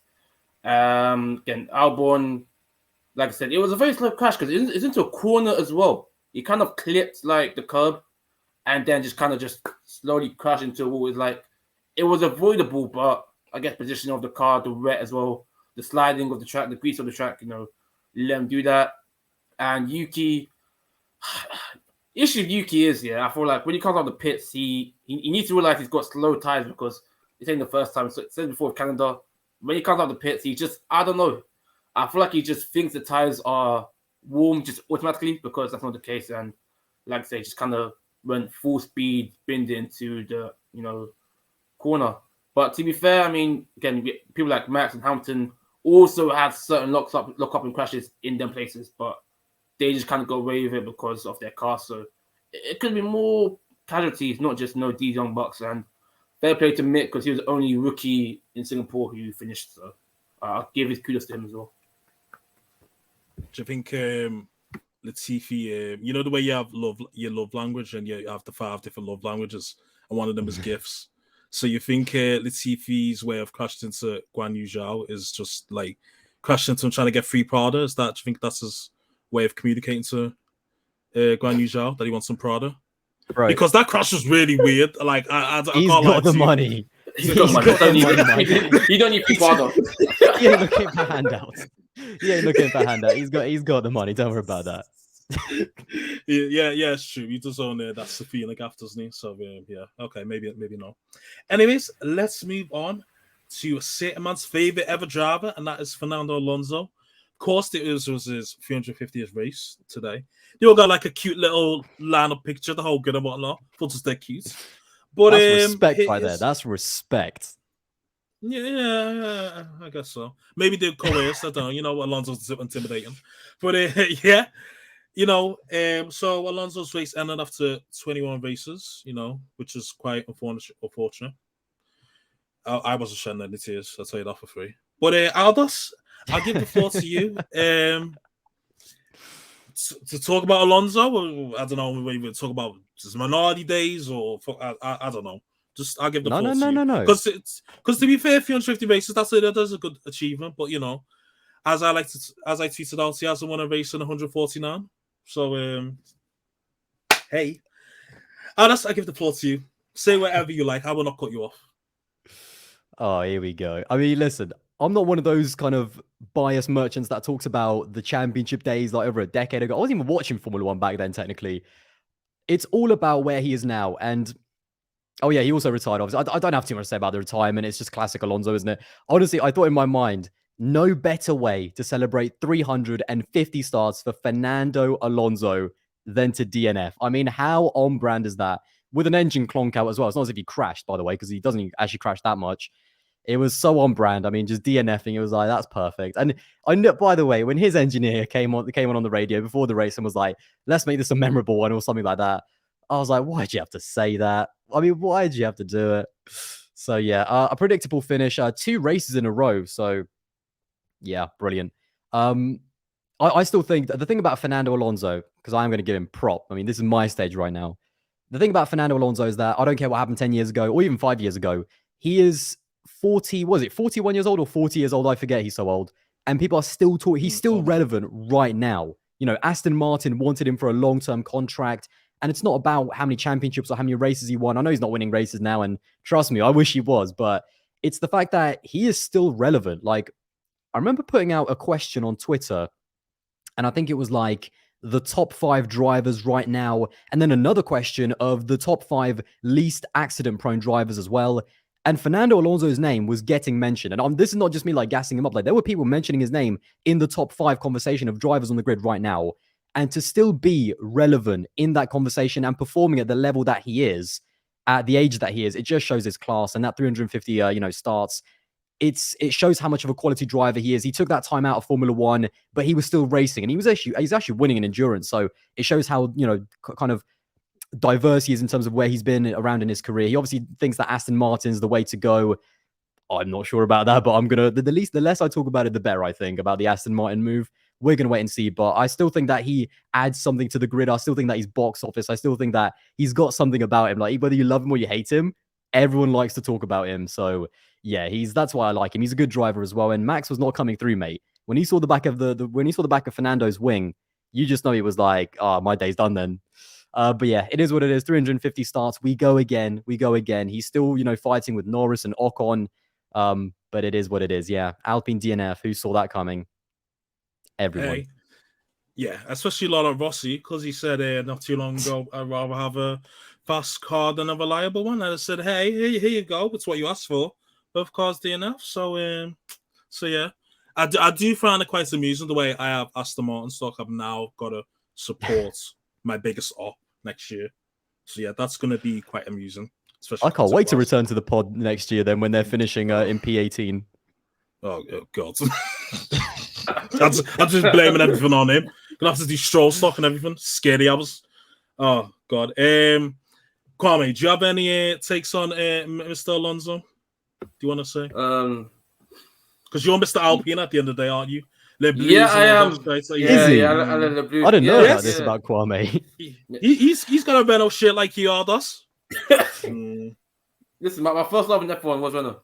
My first love was Giancarlo Fisichella, actually, not Alonso, but then have to back the guy. Listen, Alonso, he is he's a generation of talent. Let's keep it like that. First guy to stop Schumacher, 05, 06. Could have got some more championships, 2010 possibly, 07. He could have had 4, championships. So people. He went to 2 title deciders with Ferrari. He went to 2 title deciders. That's what I'll say. Certain drivers, certain generation talents right now can't do that. They're coming third in the. We're looking at you, Leclerc. Like Tottenham. They're balling like Tottenham. So listen, Alonso. People need to put respect to his name. That's all I want to say. we can, his personality, yes, it stinks. I hear it. But as a driver, I agree with that as well. And this comes from an Alonso fan, his personality stinks. But as a driver, he's a top tier. And, no one can take it away from him. And I feel like we have to respect that. And even at his age now, 40 plus, this guy is still head to toe with pushing that Alpine to a position it shouldn't be. Getting into podiums. Top five finishes. Someone can't say that. Mate, this podcast just went up. This is brilliant. Now we're really talking. We're really cooking now. This is brilliant. Richard? I should never agree to this. You're lucky Mahad's not here. If Mahad was here as well, you'd be finished as well. Yeah, where is Mahad? Like, we just bring him in. Boy, I would cut his mic off. That's what we're doing. Like, physically, went into the screen and cut his mic off. God's sake. Okay, that's enough Alonso prop before Martin starts shouting at me. Let's move on to driver of the day. Right, Aldas, who is your driver of the day? Not there's a lot of candidates, but yeah. I'm gonna go with. I'm not gonna go with Sergio Perez because that safety car thing kind of just takes it away from me a little bit. I'm gonna go with Lando Norris.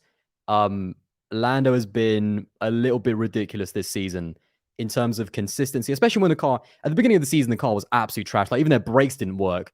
But he has been ridiculously consistent. I think I'm looking at the results now. He has finished P4, P7, P7, P12, P7, P7, P7 in the last, what is that? Like 7 races. That's crazy. Like he has been absolutely on it, best of the rest all the time. The McLaren is also working, I think, quite well. And I think I don't know how close they are to Alpine now in the constructors. Only 4 points, I think, yeah. Or something like that. So they're really coming back into their own. That fight between Alpine and McLaren is really getting close. And I think Lando, did a fantastic job in terms of like qualifying was great. Start was great. He just looked like he was built for it. He would never looked like he was going to bottle it or make a mistake. He was in that kind of little train with, I think, obviously Fernando and Max. And those three were not getting past each other. Like Lando did exactly what he needed to do. And in the end, I mean, he was pushing Sainz. Again, now I know that's more because Sainz was a fraud in this race. And I do like Sainz. I think Sainz can be a good driver, but that's another topic. But pushing Sainz at the end and finishing where he did just off the podium again. Yeah, I mean, he literally had a faultless race. I don't think there's more that he could have done. He kept out of the barriers, great start, got a massive result as well. So yeah, I think Lando's my driver of the day, to be honest. Cool. Kwame?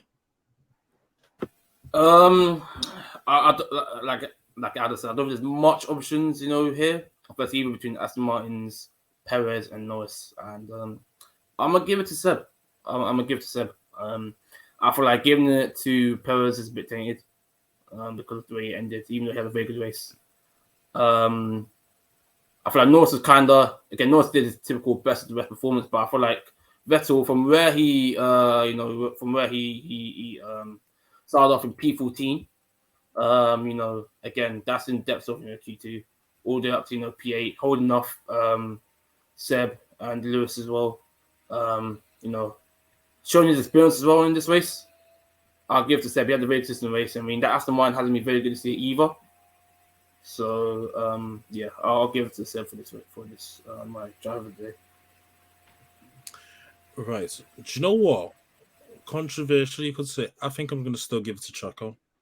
The only reason why is because I think the significance of what he didn't have, it's going to sound hypocritical, didn't really have much outcome on his performance per se. So what I mean is that if he stayed within 10 car lengths, I think he still would have held off Leclerc. I think him with the infringements and whatnot, because he did get punished for it, to be fair. I think he was, I don't know what he was playing at there, but I don't think it was like a deciding factor. Like I would say, if he was within 10 car lengths, Leclerc would have got the drop on him, because I don't think that's really the case anyway. Because I think if you look outside of that, he did really well to evade pressure from Leclerc, to be honest. Like there was, as I said, he didn't give him any like dive bomb opportunities, or there was no moments where they were like almost like side by side and going like 2 man into a corner, nothing like that. He managed to do really well to hold him off for so long. And even there was even times where he couldn't even get within DRS range of him as well, to be fair. So I feel that I think I'd low-key still give it to Checo. I said he did get punished for it, but hey, get out your limits. Yeah, I'm not mad at that for sure. And also I think we have to remember, just to give Checo a bit more props as well, he's been on a bad run. I mean, I know he had that kind of second place, I think it was in Spa, but there was a lot of Red Bull on another level tax, in that race. He's been on a bit of a bad run. There's been a lot of questions about, some people are talking about his seat. They're talking about that again, that second Red Bull seat. Is he really the guy to help Max and Red Bull in the Constructors' Championship? Because that's where they're looking. And this is exactly what he needed. He's answered the questions again exactly when he needed to. And ultimately, whatever happens this season, I think as a second driver, with Max winning the championship, with Red Bull winning the Constructors, getting those 2 wins in Monaco and then Singapore as well, 2 tracks actually that are pretty tricky tracks. So they're kind of good ones to win, and obviously getting arguably kind of the best, having the best race of his life, or the best win, I would say, in his career. He's had a successful season for a second driver at Red Bull, and he's answered a lot of questions. So yeah, I think Checo is definitely a fair shout. And again, he got the job done at the beginning, didn't make any mistakes. So yeah, and I do get what you mean. Like those safety car infringements, like whilst they are a little bit kind of sketchy, they're not actually, when it comes to his actual driving at race speed and also, wheel-to-wheel combat, he was kind of flawless. Yeah, no, 100%, most definitely. Yeah, I agree. Move on to Latifi Award. Okay, Kwame, who had an absolute howler then? Boy, so many drivers. You're spoiled for choice. Let me see. Zhao, Latifi, Albon. I hate to be him, but Yuki, George. I thought we can only go to like one person. No, we're going to one person, but I'm just looking at the options here. Even Danny Ritt's one is a bit sus as well, because he did nothing, but he still came P5. He had a bit of an Ocon performance today. But I'm gonna give it to George. He finished the race, so I'm going to allow the people who DNF'd, and I'll give it to George just for his stink up of crashing into drivers. Is but even Mercedes, he came last place. A Haas and come on, yeah, I'll give it to George. Aldas? Wow, I don't know how I feel about that, because I was gonna say, I was gonna say Mercedes in general. Both of them had a bad. Mercedes, yeah. Actually, who had a bigger howler today, Mercedes or Manchester United? I didn't get to watch the game, but there was a lot of stuff onto it. Like, who had a bigger howler? I'm putting that out there. I had both screens on at the same time. It might Good question, right? Mercedes, because Mercedes, Lewis only got 9th, and then George, I say DNF, he didn't get no points, did he? But United got pop 6, but he managed to score 3. So you know what I mean. It was a very shameless 3 goals, though. It's hey, get out, you live in it. I'm not trying to big up United, obviously, fuck them. But sometimes get out, you live in it. So, boy, it's a mid off in the grand scheme of things. It's a mid off. Yeah, it's a mid off. Who's the bigger mid? Who's the bigger? Who gets it? I need an answer here. Who's the bigger mid? Who's the bigger mid? Because I hate United, I'll say them. Yeah, definitely. Yeah, most definitely. That's some mid right there. Right, okay. Latifi. Who's my Latifi? I think I'm gonna give it to Max, because I think that was very uncharacteristic of him, especially this season. Just the amounts of mistakes he was doing with the big lock or just the way he was trying to overtake certain people and whatnot. Like, he was moving quite erratic, to be fair. So I think, as well as on Quali as well, okay, you can say that's a bit more on the team, but the way he kept the ball on laps and so on and so forth. So I think I've got to give it to Max, because it's just steady. He was moving like the pressure was on today when it really wasn't. And that was steady on Max-like. So I think I'll give it to him, yeah, definitely. Okay, let's move on to a listener's questions then. Okay, first one is off D Conscience. Was Sainz slow, or was he intentionally backing up the field in case Max quickly moved up the order? Open brackets, this might be Anik level spin. Yeah, it definitely is. What are they drinking? Was that Anik's burner? Like, who the hell was that? Oh no! Shout out D. He's a big fan of the pod. But yeah, do you think? Are you buying what he's selling? No, I'm not buying anything. Sainz had a stinker, plain and simple. Like, he kept out of the barriers, and that's that again. You just needed to keep it clean to get a result, but he was not backing up anyone to maybe help Verstappen. Like, if Max was behind him, he probably would have binned it. Nah, I'm not buying that. Sainz had a race to forget. I'm coming out as a Sainz hater, which is not always a bad thing, but I do think the guy does have, like, I think he has he has something in him that I think maybe one day he could challenge for the title in terms of like the consistency. He is sometimes a good driver in the wet. So again, this result puzzles me. I don't really know what happened with him because he is having a bit of a bounce back, up against Leclerc. But yeah, this was just a race to forget. He wasn't backing up anyone. He was holding Lewis up. Like I would have loved to have seen Lewis's pace actually in clean air, outside of Sainz. So yeah, he finished the race. He got a podium, fair play, but no, he was not backing up anyone on purpose. He was just slow. Nah, yeah, I agree. He was absolutely shocking, wasn't he? But yeah, let's move on to the next question. This is off RDM Ghost One. Does the joke of a penalty for Checo mean that any ruling in the RBR cost cap isn't worth the paper it's printed on? I'm gonna leave this as an open floor. Kwame can go first. Yeah, Kwame. Can you repeat that question to me, please? I don't want to get in trouble here by the FIA. Master, don't arrest me. He doesn't really make defamatory statements and like have Christian Horner after him as well. Okay, so the question says, does the joke of a penalty for Checo mean that any ruling in the RBR cost cap isn't worth the paper it's printed on? That's actually a very good question, though. That's actually a very good question. I mean, I get where it's coming from because, we've talked about, the penalty with Perez, how questionable it is.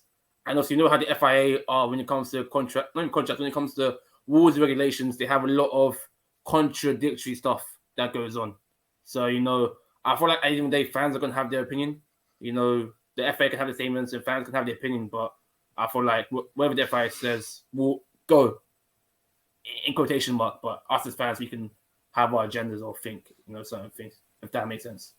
Like, fans are still going to have think pieces in it, but at the end of the day, we don't know the truth for that situation with Red Bull. We don't know how much they spend.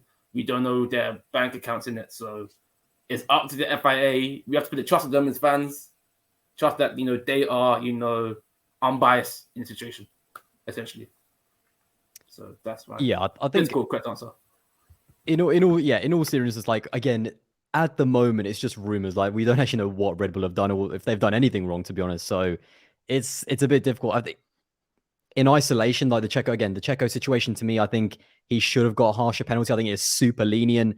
Again, I'm not saying that's what I'd love to see, because you want the person who crosses the checkered flag, the finish line first. That's the person that we want to win. Like that, we don't want to wait 3-4 hours for a winner. But yeah, so that in isolation, I think was quite lenient from the FIA. But in terms of the whole budget cap thing, we don't.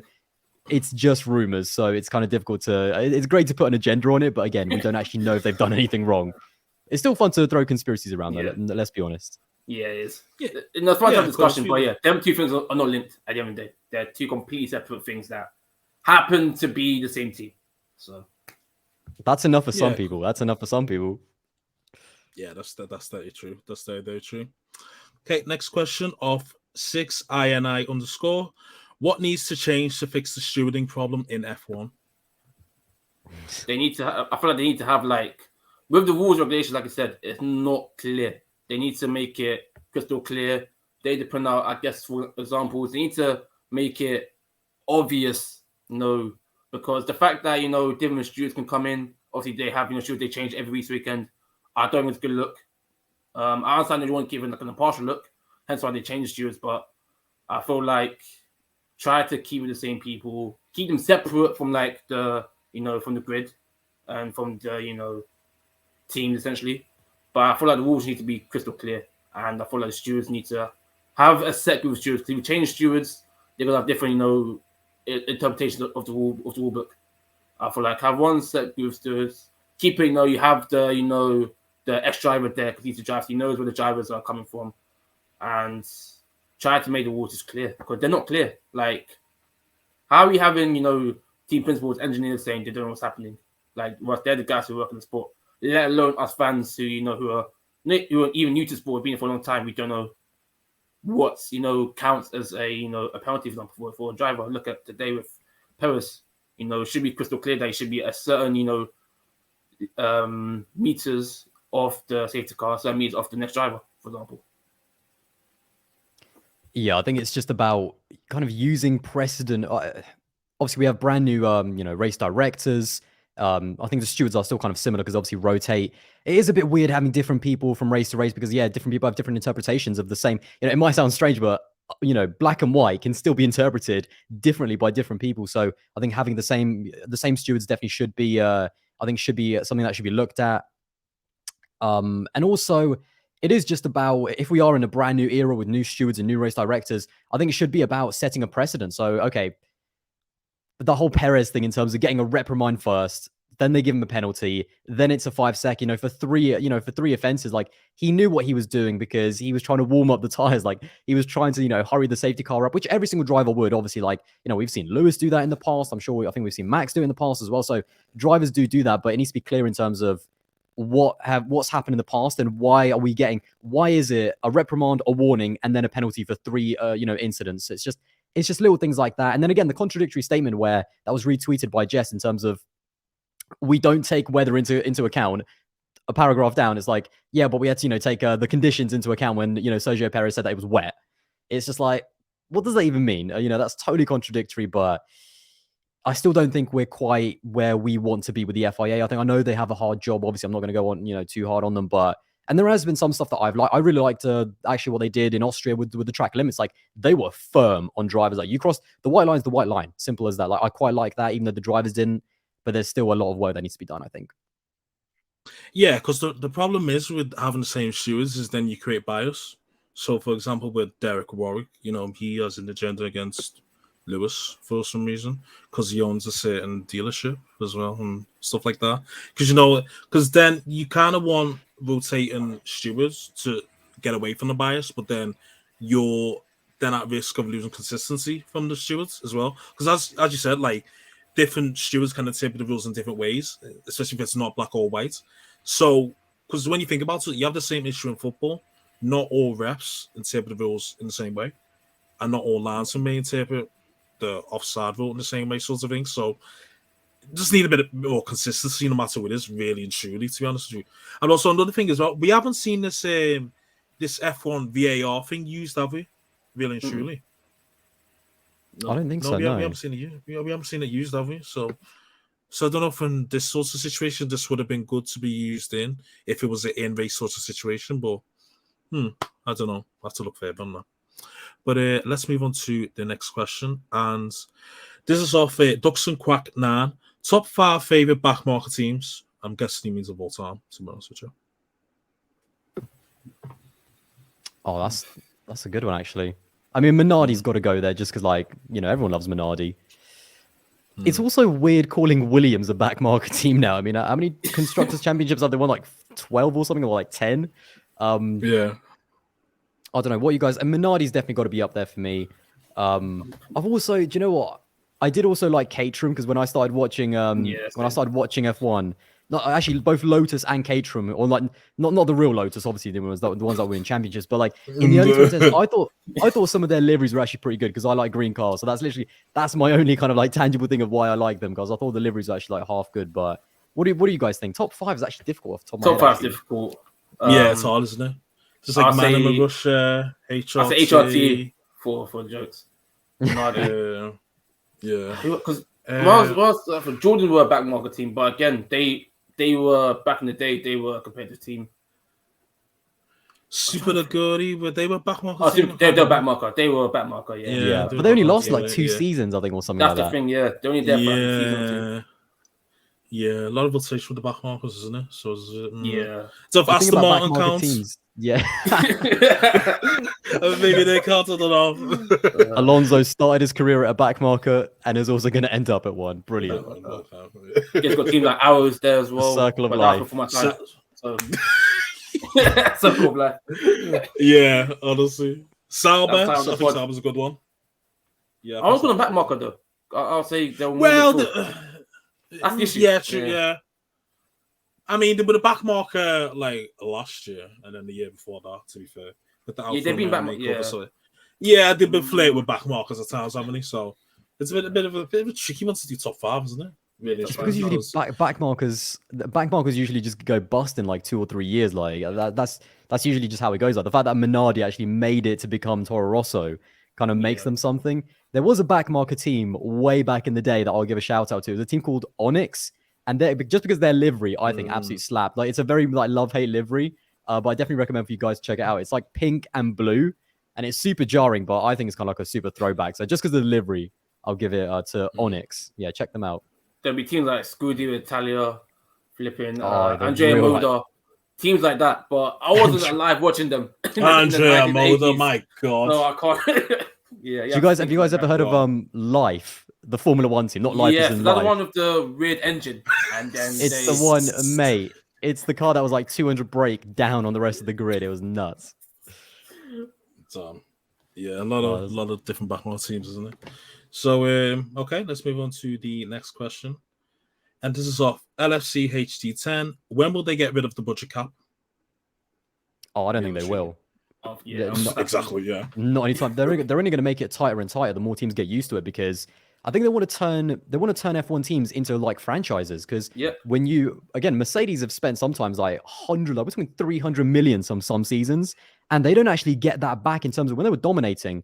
They were spending something like 300 million, I think it was pounds, and they weren't actually getting back what they spent. Like, they were operating at a loss, but because they were winning for the Mercedes brand, it was worth it. Like, it was worth it. That the loss was worth it for the brand cachet, and obviously Lewis winning the championships as well. So that adds something to Mercedes and their heritage. But now that they are, it is at 135 million, I think it is, pounds or dollars, I forget now. I think it kind of makes Formula One teams more like franchises. Like, that's how much it costs to do a season of Formula One. And ultimately, if you grow that team, you might be able to sell it for more. So I don't think it's going anywhere anytime soon, because, I mean, Formula One's expensive as it is. And for Formula One to survive and stay relevant, we've seen so many teams, like even in the past decade and a half, drop off the grid. So I don't think it's going anywhere anytime soon. Yeah, no, I read an article somewhere where they're talking about the F1 team, like them in the car, people like that. They're trying to say how they want to. The reason why, like, for example, Andretti couldn't get into the sport is because they want to commit to the 10 teams and secure all the 10 teams. Because, let's say, we had teams in the past, like your Manners, your Caterhams, your HRTs, your Toyotas all drop off due to financial difficulties. So, well, from what I read, is they want to make all the teams kind of on like a level playing field, like you said, like franchise, kind of, all part of the footprint of F1. And once all the teams are kind of stable and ready to kind of thrive on their own, that's when they'll bring in more teams. So I feel like, they've already just brought in the budget cap, last season anyway. So I don't think they'll go to it anytime soon. Just because allegedly certain teams are overspending it, they'll get a slap on the wrist, and they'll keep I think they used to it. Like Aldas said, they get more harsher and firmer. They even, I've seen, plan for deductions every year with the cost cap anyway. So yeah, I do think, by the way, that there is a bit of an agenda against Andretti. I'm not sure why.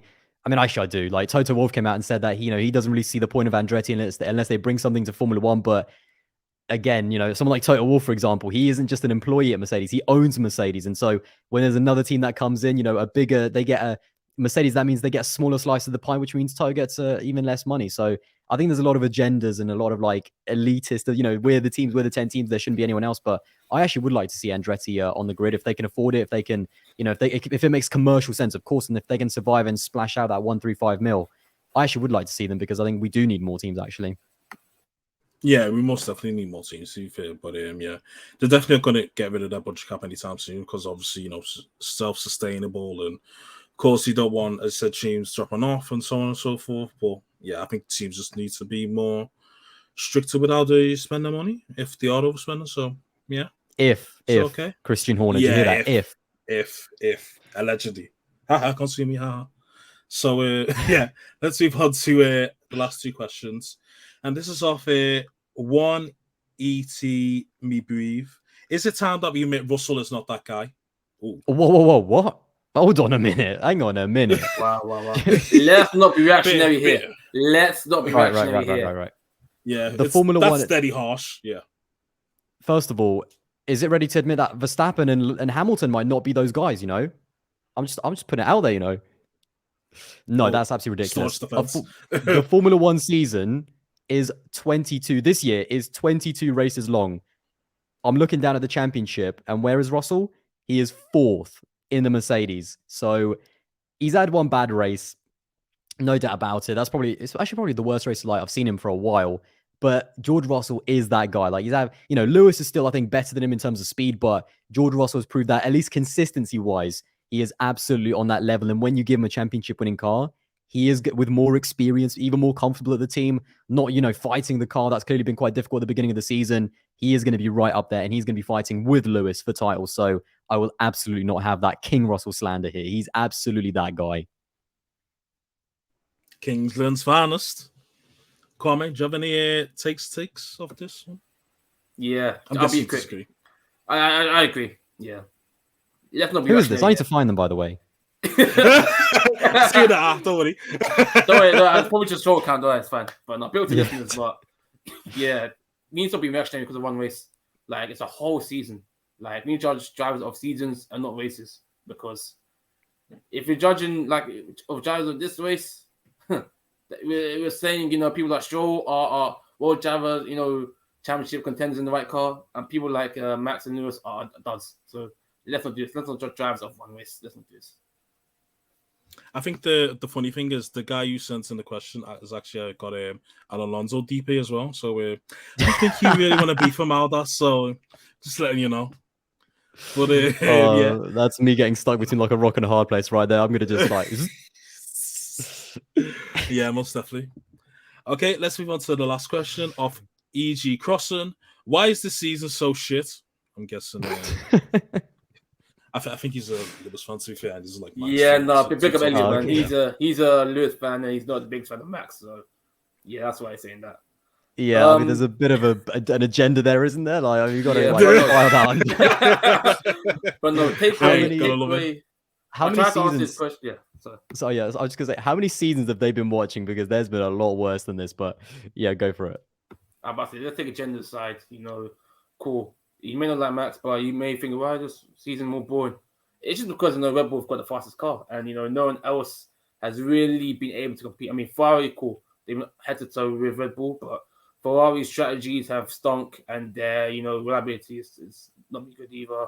Mercedes haven't been as fast, but the reliability has been there. So essentially, Red Bull's been running away with it because Asian just built the best car. That's the reason. So the answer is Ferrari to that question. Yeah, Ferrari. Yeah, Ferrari fumbling as always. We'll have to see it. Yeah, that's it. Ferrari are trash, and Max has run away with it. Simple as that. So, okay, I think that's all for today. Thank you for tuning in. If you've got this far, please don't forget to like, comment, subscribe on YouTube, of course. Please make sure to follow us on socials, on Twitter and Instagram on the Pitstop Fracas. Also, please make sure to follow us and give us a 5-star review on both Apple Podcasts and Spotify. And if you want some F1 merch as well, link in the description below. Post with a discount code of 25% off. If you want, dress up as Leclerc for Halloween. Scary. Can't win a championship. Shit like that. But I think that'll be all for today. That caught me off guard, I'm not gonna lie. if you want to make a championship host go boo. If you want to scare the hose away. Call it. My God. Hey, till next time you'll hear us in Japan. Peace.